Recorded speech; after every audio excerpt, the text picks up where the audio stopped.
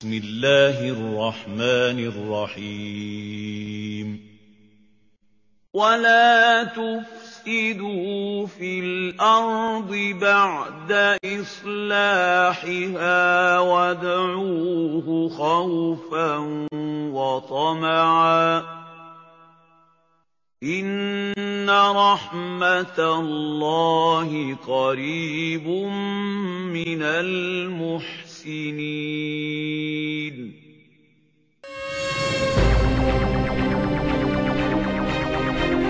Sebuah tangan dari besi mengikat tali sepatu. Mata berisi kamera berkedip menggantikan fungsi mata yang sesungguhnya.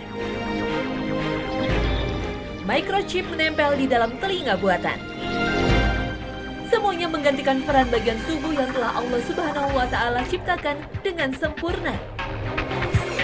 Dengan teknologi bionik pada manusia, apakah ini bentuk ingkar manusia kepada Allah Subhanahu wa Ta'ala menggantikan perannya sebagai Tuhan?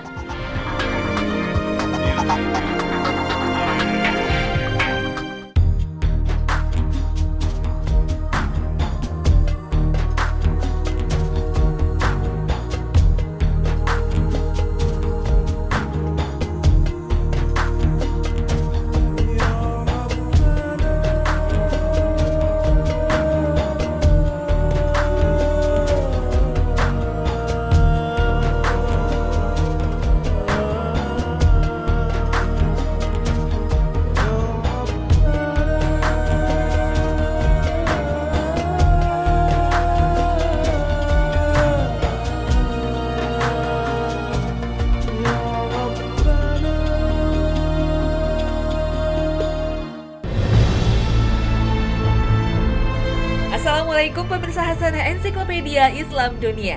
Semoga pagi ini Allah Subhanahu wa Ta'ala tetap memberikan limpahan rezeki dan kesehatan pada kita semua.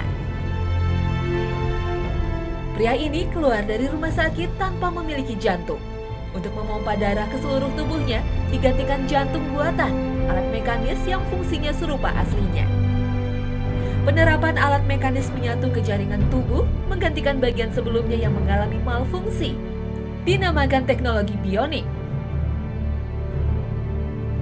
Apakah teknologi seperti ini telah melanggar kodrat, seolah melanggar batas kekuasaan Allah Subhanahu wa Ta'ala seperti yang tertuang dalam surat Al-Infitar ayat 6-8?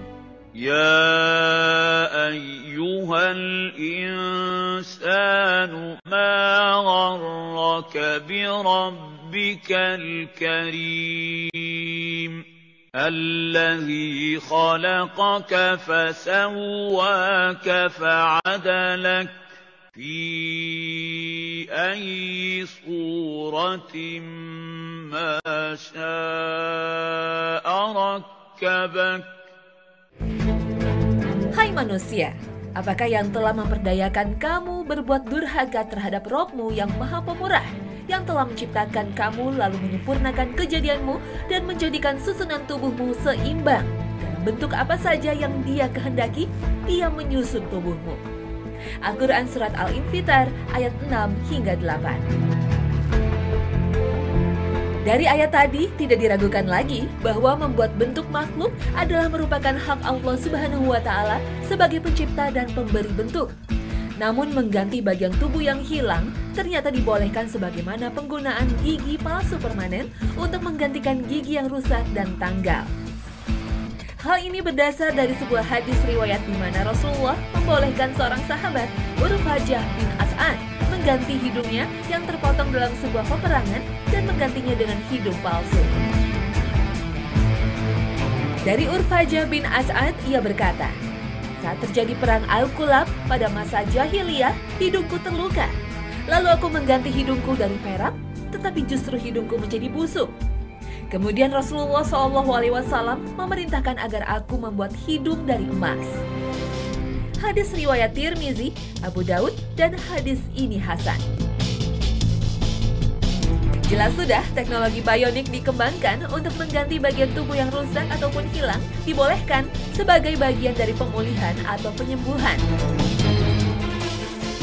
Kehadirannya menggembirakan, khususnya bagi mereka yang mengalami kehilangan fungsi anggota tubuhnya seperti tangan, kaki, mata, hingga telinga.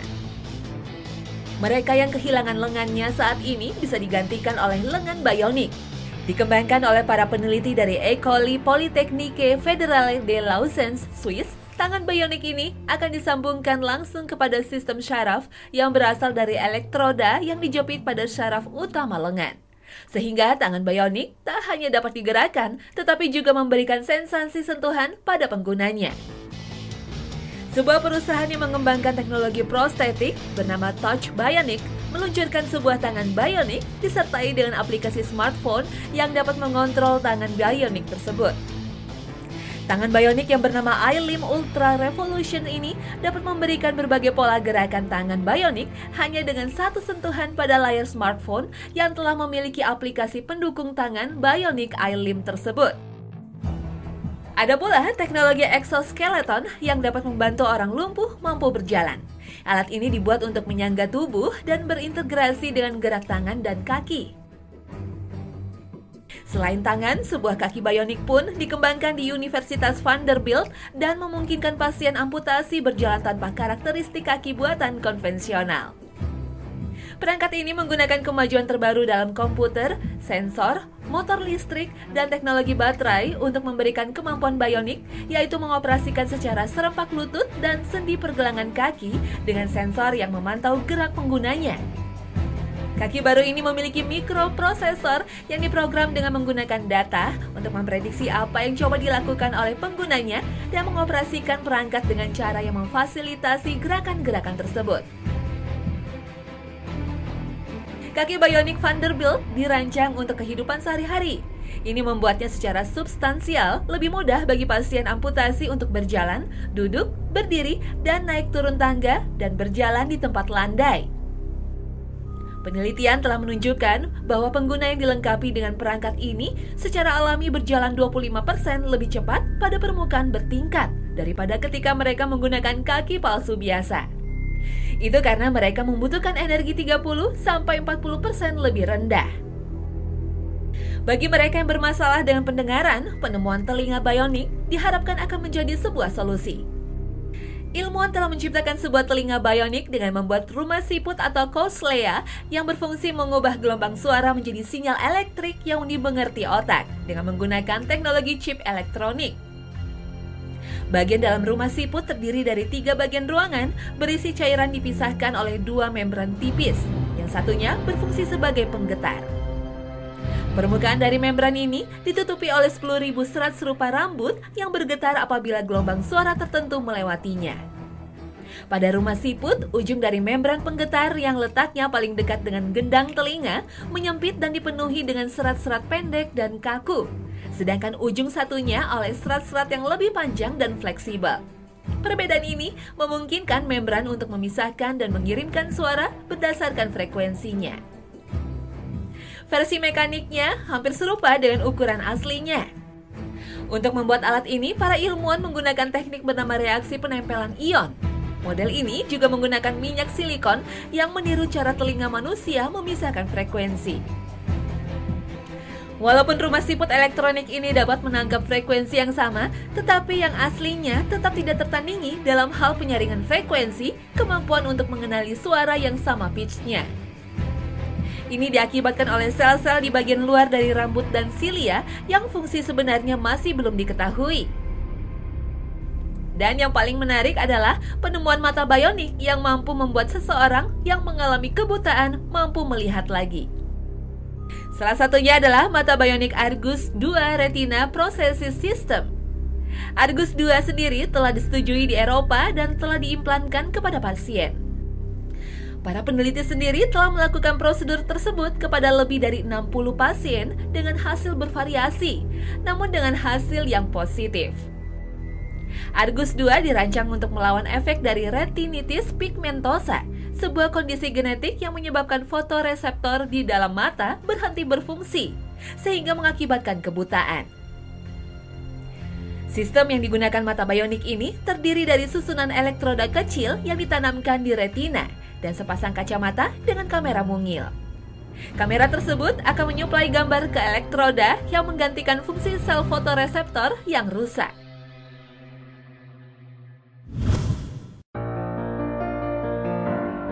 Beralih kepada konsep robotik, menggali teknologi mekanik yang akhirnya mampu menggerakkan secara otomatis suatu benda mati semakin berkembang sampai pencapaian yang bisa kita lihat saat ini.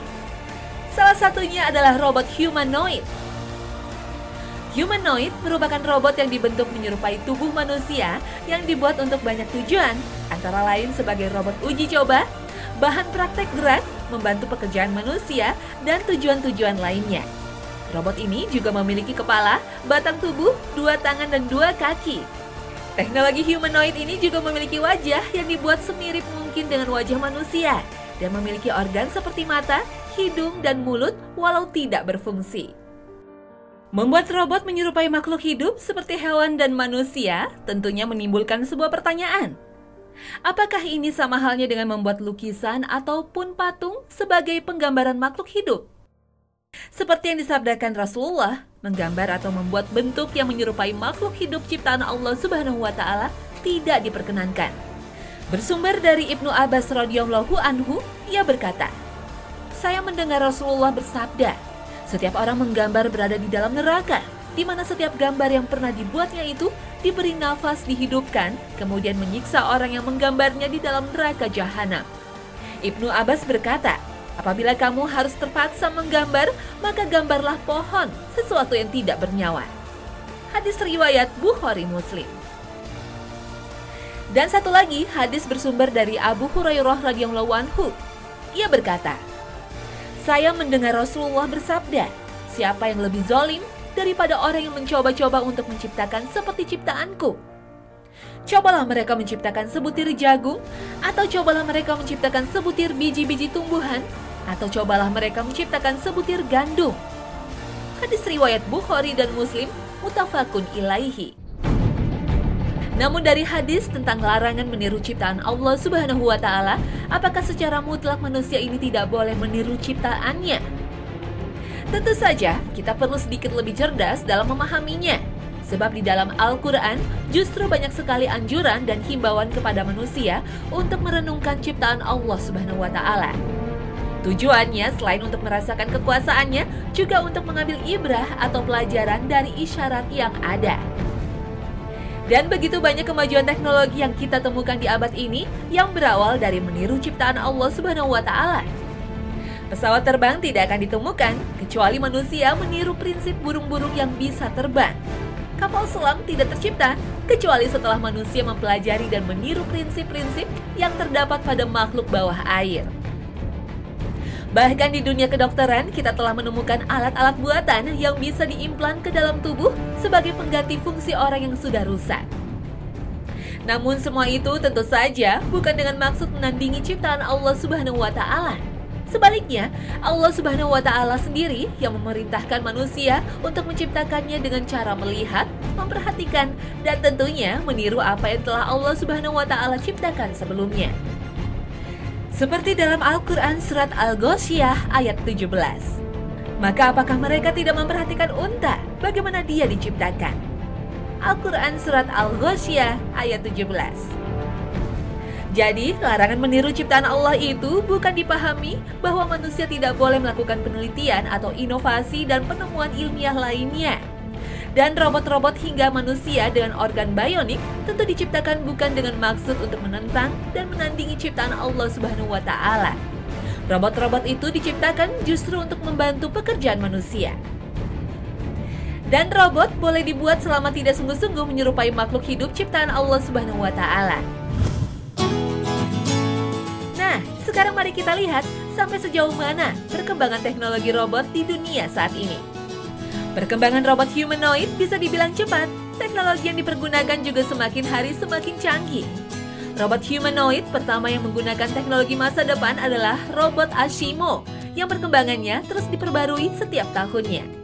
Ashimo merupakan robot humanoid pertama yang memiliki kemampuan berjalan yang diperkenalkan oleh Honda pada 2000. Ashimo memiliki kemampuan untuk mengenali benda bergerak, suara, dan keadaan di sekitarnya. Pada 2011, Honda mencatat bahwa robot Ashimo dengan tipe terbaru dapat berlari dengan kecepatan 9 km per jam. Lain lagi dengan robot humanoid HRP4C. Dibuat menyerupai robot wanita yang dilengkapi dengan wajah dan juga suara, dan memungkinkan robot untuk menirukan ekspresi manusia. Program vokal sanitizer atau Vocaloid yang diaplikasikan ke dalam robot memungkinkan robot untuk bernyanyi seperti manusia pada umumnya. Untuk kebutuhan luar angkasa dikembangkan Robonaut. Robot yang dikembangkan oleh NASA ini memiliki fungsi untuk menganalisis keadaan luar angkasa sebelum dilakukan oleh para astronot sehingga meneliti planet-planet lain akan semakin mudah. Selain membuat robot menyerupai manusia, teknologi robotik dikembangkan pula untuk menyerupai hewan seperti burung, ikan, laba-laba, hingga ubur-ubur. Pengembangan robot menyerupai hewan ini memberikan manfaat dan kemudahan bagi manusia. Misalnya robot ikan yang dikembangkan untuk memperbaiki sistem pemantauan polusi air. Para peneliti mengklaim robot ikan tersebut mampu mendeteksi polutan yang ada di laut dalam hitungan detik. Yang biasanya mereka harus menghabiskan waktu berminggu-minggu untuk menganalisis polutan tersebut.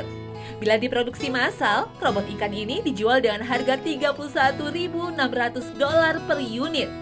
Teknologi robotik pun membawa kabar gembira bagi para penggemar fiksi yang terobsesi memiliki robot warrior seperti dalam film Real Steel. Sudobashi Heavy Industry yang merupakan perusahaan elektronik asal Jepang baru-baru ini memperkenalkan Kuratas dengan kode KR01 yang merupakan sebuah robot yang bisa dikendalikan sekaligus dinaiki oleh manusia. Sudobashi Heavy Industry mengklaim bahwa robot Kuratas mampu berjalan sejauh 10 km per jam dengan 4 buah roda yang dimilikinya. Robot yang memiliki bobot sebesar 4,5 ton dengan tinggi 4 meter dan lebar 3 meter ini memiliki sistem yang dinamai iVisido. Sistem ini digunakan untuk mengontrol kokpit yang terletak pada bagian dada sang robot untuk menggerakkannya. Untuk menambah kesan garang, Kuratas juga dilengkapi dengan aksesoris khas robot fiksi seperti senjata, rudal, dan lain-lain. Selain dikendalikan secara langsung, Kuratas juga dikabarkan bisa dikendalikan dengan menggunakan smartphone. Kuratas yang dibanderol sekitar 12 miliar rupiah menjadi mainan robot realistik termahal saat ini. Namun sayangnya, teknologi robot juga merambah penggunanya untuk berperang.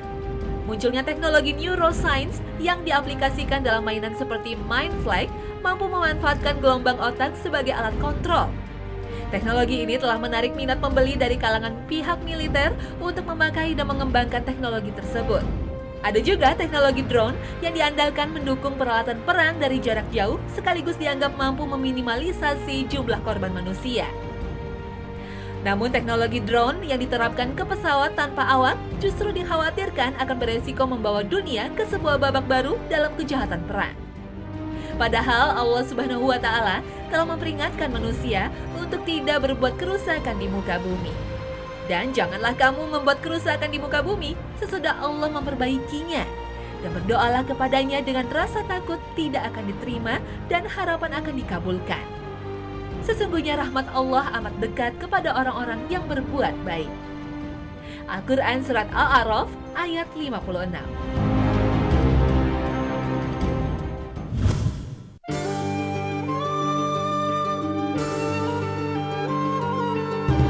Teknologi robot yang saat ini berkembang demikian pesat dari wujud mainan hingga robot pekerja sebenarnya berawal tak jauh dari dunia Islam juga.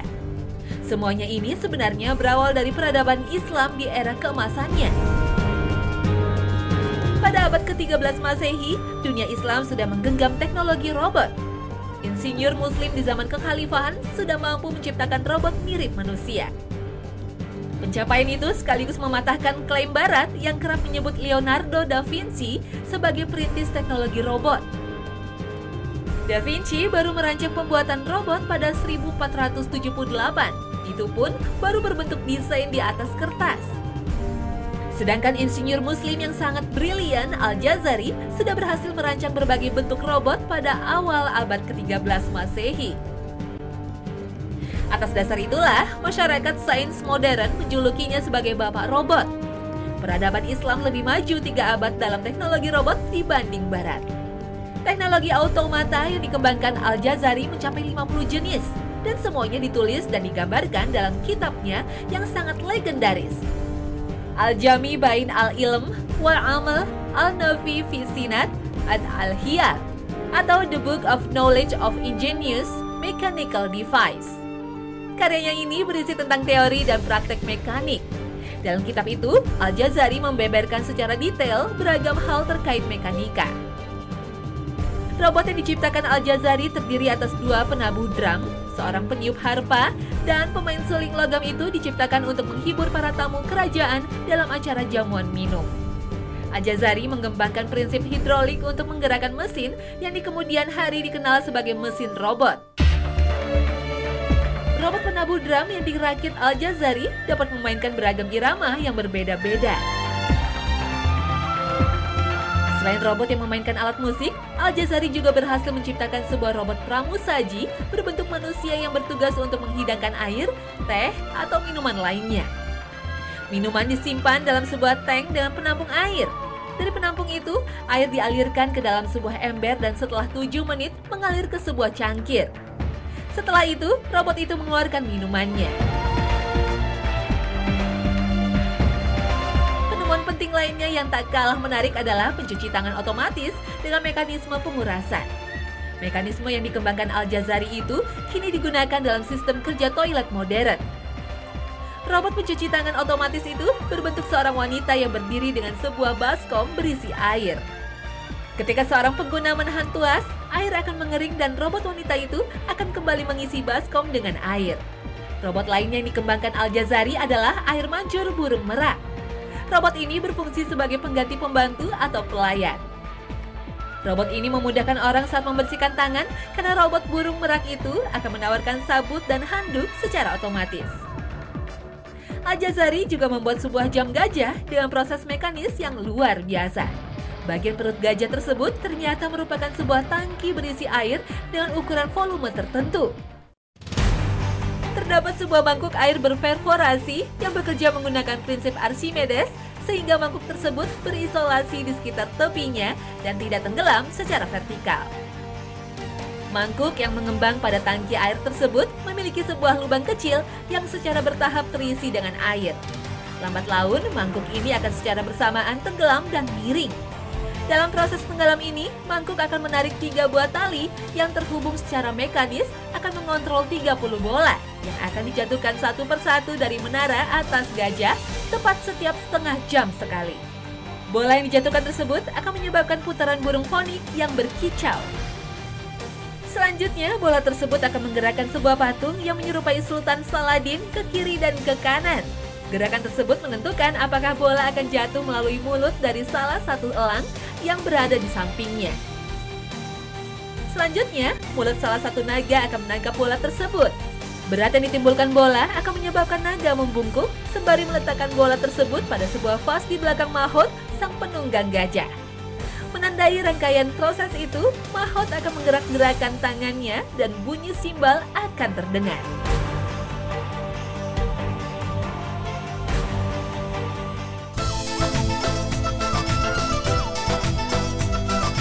Nah pemirsa, semoga informasi tadi bermanfaat bagi Anda dan jangan lewatkan tayangan Hasanah esok hari yang tentunya hadir dengan tema yang lebih menarik.